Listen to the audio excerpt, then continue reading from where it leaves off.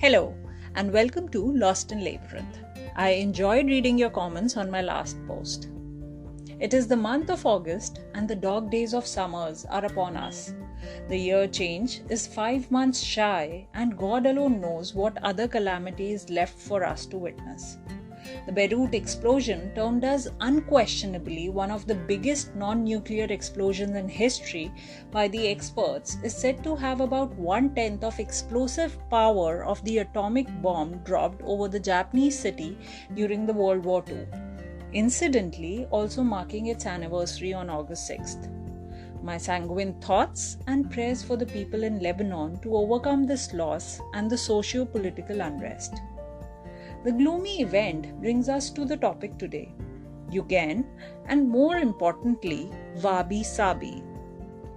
The word Yugen derives its origin from Japan, meaning mysterious grace.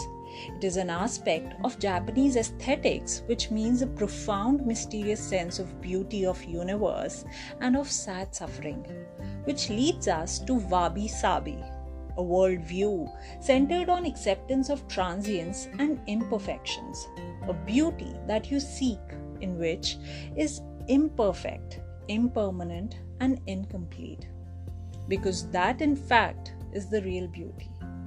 The Japanese culture has always inspired me, the way they build themselves up after all was left devastated.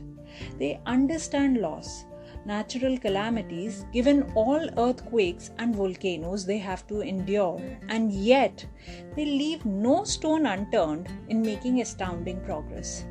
And that gives me hope.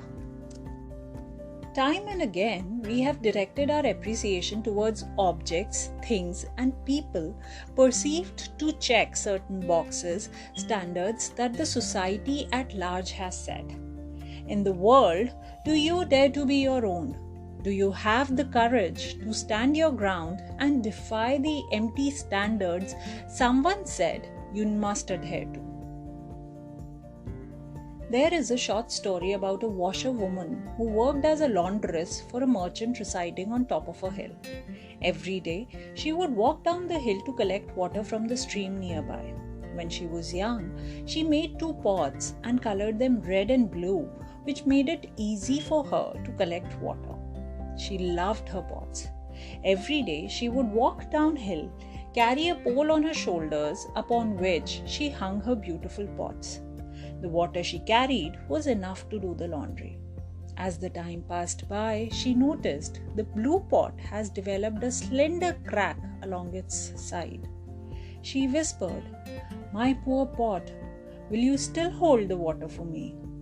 Some time passed by and the crack kept getting bigger.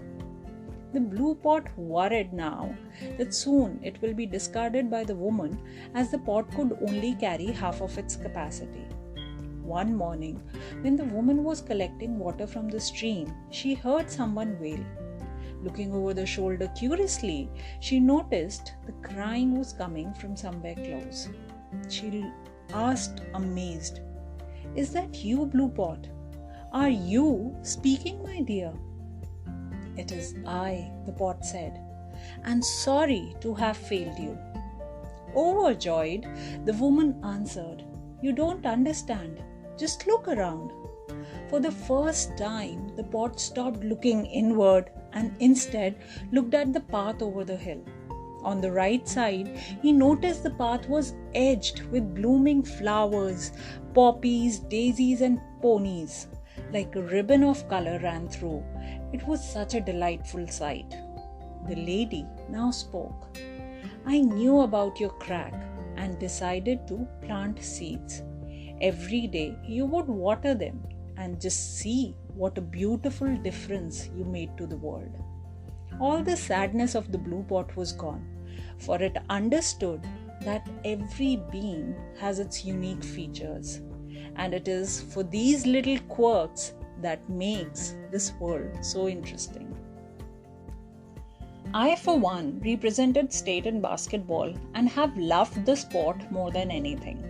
The sound of basketball dribbling is music to my ears still. However, that was not a very viable career choice. Being fickle-minded person, being a hairdresser was next on my list. but coming from a family where education means so much more, that didn't fly too. I remember how my insistence to not do MBA directly after the graduation was questioned too. But I'm happy how things unfolded for me, and I wouldn't have it any other way. I'm glad we are living in times where our next generation is met with more acceptance for their choices, eccentric or not. This attitudinal shift is apparent in the movies that are made today. The unconventional cast, choice of clothing, non-binary lifestyle, you just name it. And I'm so elated it does. So here's the post calling out and cheering for celebrating your imperfections. May you find your beauty, your wabi-sabi in your uniqueness. It's time to get boasting. And with the following parting thought, I bid you goodbye and wish you a very happy and relaxed weekend forward.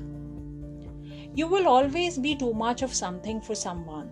Too big, too loud, too soft, too edgy. If you round out your edges, you lose your edge. Apologize for mistakes. Apologize for unintentionally hurting someone profusely, but don't apologize for being who you are. Catch you next Friday.